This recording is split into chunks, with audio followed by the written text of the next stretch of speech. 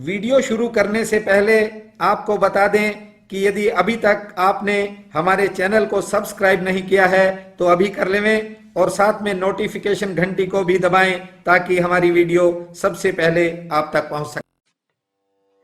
बंधुओं, आदमी का मन एक ऐसी चीज है जो आदमी को 24 घंटे उलझाए ही रखता है। आदमी गलत और ठीक के बारे में सोचने लग जाता है। कभी मन कहता है कि फला काम गलत है तो यही मन कभी कह देता है कि ये काम ठीक है। ये मन ही आदमी के भीतर तरह तरह की चिंताओं को जगाता है और फिर आदमी अपने अपने तर्कों से उन्हें दबाने का प्रयास करता है। आदमी की पूरी जिंदगी एक संघर्ष में तब्दील हो जाती है। आदमी पल पल जीता है और पल पल मरता है। फिर कभी सोचता है गलत से कैसे बचा जाए, ठीक रास्तों को कैसे अपनाया जाए। ज्यादातर जिंदगी इसी कशमकश में बीत जाती है। कभी आदमी को गुस्सा आता है, कभी आदमी सोच में डूबता है। बंधुओं, तरह तरह की परिस्थितियां ये मन खड़ी करता है। मन कहता है कि तुझसे बड़ा कोई नहीं। अरे, तू कैसे हार गया? फला आदमी ने तुझे ऐसा कैसे कह दिया? ये अपमान क्यों सहा तूने? ये मन है, ये आदमी को डांवाडोल करता रहता है। ये जो भीतर मैं है, इसी मैं के कारण अनेक कार्य ऐसे हो जाते हैं, अनेक काम ऐसे हो जाते हैं जिन्हें इंसान करना नहीं चाहता लेकिन हो जाते हैं। गलत और ठीक के चक्कर में आदमी खंड खंड हो जाता है, टुकड़ों में बढ़ जाता है। एक पुरानी बात आपको सुनाता हूं। एक पागल व्यक्ति वृक्ष के नीचे आराम फरमा रहा था। थोड़ी देर ही बीती थी, एक सूट बूट पहने कोई सरकारी अफसर वहां से गुजर रहा था। गर्मी बहुत थी और गर्मी के कारण अफसर भी काफी पसीने से लथपथ था। उसने वृक्ष के नीचे लेट रहे पागल से कहा, चल यहां से खड़ा हो, अब थोड़ी देर मैंने आराम करना है। पागल ने कहा कि मैं किस लिए हटूं? तो उस आदमी ने कहा कि तुझे पता नहीं मैं कौन हूं? मैं सरकारी अफसर हूं, इसलिए इस पेड़ के नीचे आराम करना सबसे पहला अधिकार मेरा है। पागल हंसने लग गया और उठकर दूसरी ओर चला गया। लेकिन पागल ने देखा कि थोड़ी देर बाद एक सन्यासी वहां आ गया। गर्मी बढ़ रही थी। उसने सरकारी अफसर से कहा कि थोड़ा आगे सरक जाओ, मैंने भी यहां छाया में आराम करना है। अफसर ने अपनी ऐंठ दिखाते हुए उस महात्मा से कहा, तुझे पता नहीं मैं कौन हूं? मैं राजकीय अधिकारी हूं, मैं नहीं सरकूंगा। अब सन्यासी भी कम नहीं था। उसने कहा कि मैं राजगुरु हूं, तुम्हें आगे सरकना ही पड़ेगा। बस फिर क्या था, दोनों में तू मैं होने लगी। और पागल देख रहा है कि दोनों में हाथापाई शुरू हो गई।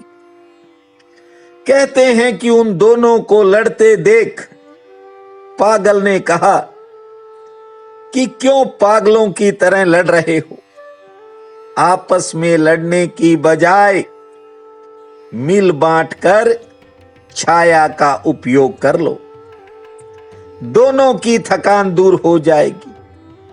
बंधुओं, यहां एक दूसरे से आगे निकलने की होड़ ने और झूठे अहम ने इंसान को क्या से क्या बना दिया। अब पूछते हैं कि लॉकडाउन कब खुलेगा। बंधुओं, मैं दिन भर बहुत से फोन सुनता हूं।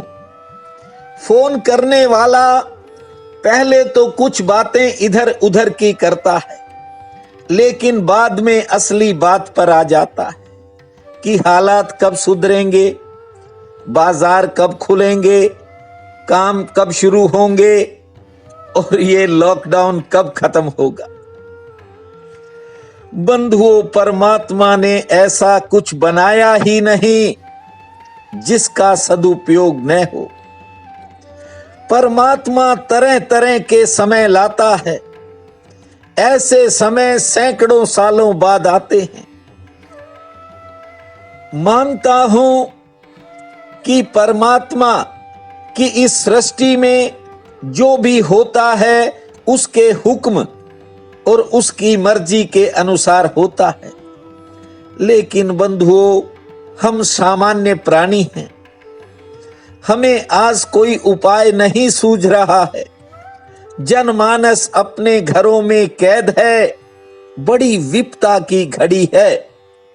लेकिन इस घड़ी में हमने जो शासन द्वारा जारी निर्देश हैं उनकी पालना करनी है और उसके बाद करुणा निधान भगवान को 24 घंटे 8 प्रहर याद रखना है।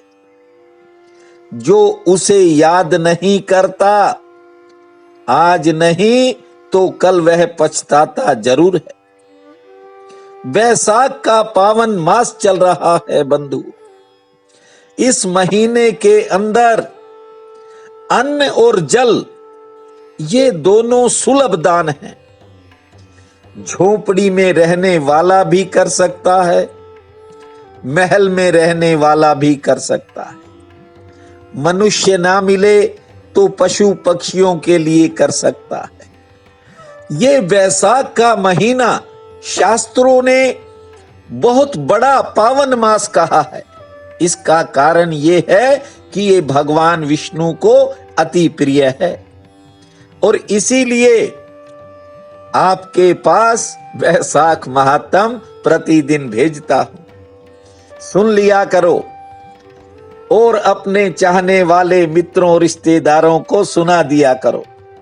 शायद आपके करने से ही वह किसी पुण्य की तरफ बढ़ जाए। बंधुओं, अच्छे काम के लिए पीछे नहीं हटना चाहिए। अब मैं उस प्रश्न का उत्तर दे रहा हूं जो प्रत्येक मनुष्य के भीतर है और जिस बात को लेकर तरह तरह की चिंताएं आदमी के भीतर बनी हैं और तरह तरह के प्रश्न रोज आदमी के भीतर उठते हैं। बंधुओं, ये थोड़ा समय और जारी रहेगा, लेकिन कभी कभी महसूस होता है कि परमात्मा अब बांग देने लगा है। सुबह आ गई है और वह सुबह अब दूर नहीं है। रात कितनी भी अंधेरी हो, सुबह दूर नहीं है और रात जितनी अंधेरी होती है, सुबह उतनी करीब होती है। बस अपने भरोसे को जगाओ, अपने पैरों पर खड़े रहो। ये समय परमात्मा ने ही दिया है। इसे बेकार में मत गंवाओ। ऐसे भी बहुत सा समय जिंदगी में गवाया जा चुका है। अब मैं कहता हूं कि जो मंजिल आपके करीब आएगी वह आपका नसीब लेकर के आएगा, आपका भाग्य लेकर के आएगा, और यह मंजिल आपके लिए एक नया इतिहास लिखेगी। बंधुओं, कई बार आदमी की दशा ऐसी हो जाती है कि वह जागते हुए भी दुख के स्वप्न देखता है। नींद में तो देखता ही है। नींद में तो मैंने देखा है, आदमी खुद ही अपना हाथ अपनी छाती पर रख लेता है और सपने में उसे लगता है कि वह किसी पहाड़ के नीचे दब गया है। खुद का सिराना जो तकिया होता है उसे अपनी छाती पर रख लेता है और फिर जब सो जाता है उसे लगता है कोई पहलवान छाती पर आकर के बैठ गया। अचानक चीखता है, चिल्लाता है, और जितना घबराता है उतनी ही भीतर बेचैनी बढ़ती है और बेचैनी में फिर आंख खुलती है। हाथ नहीं हिलते, आंख खुलती है, लगता है मारे गए, और फिर अचानक जो वह स्वप्न है, सपना है, वह टूट जाता है। आदमी अपनी आंखें खोलता है और फिर अपने आप पर ही आदमी हंसता है।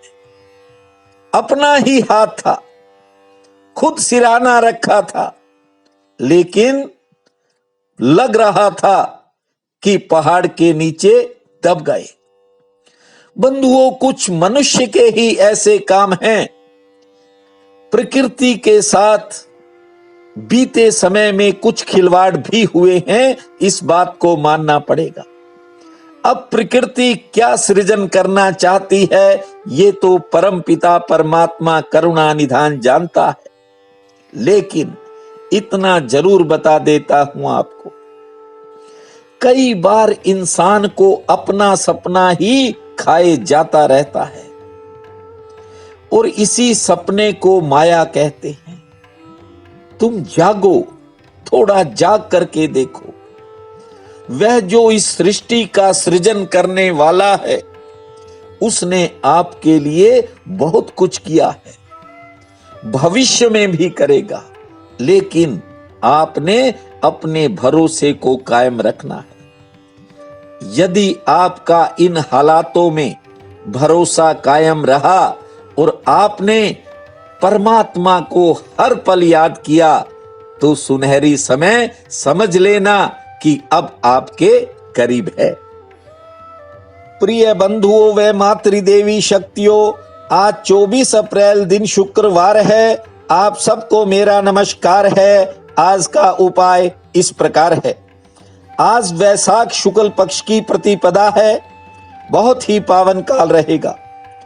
उठते ही कर दर्शन करना, अर्थात अपनी हथेलियों को देखना, फिर धरती मां को छूकर प्रणाम करना, मां भगवती का नाम लेकर के समय पर स्नान करना और फिर अपने दिन के कामों की शुरुआत करना।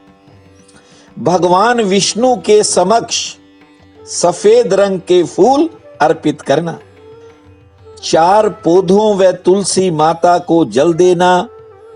पशु पक्षियों के लिए हो सके जितनी यथाशक्ति सामर्थ्य के अनुसार सेवा करना और शाम के समय एकांत में बैठकर जगत जननी मां जगदम्बा का स्मरण करना। जय जय जननी, जय जय भूमा, जय जय जननी, जय जय भूमा, जय जय जननी, जय जय भूमा। इस महामंत्र को जपना। समय शुभ रहेगा। आपका बहुत बहुत धन्यवाद।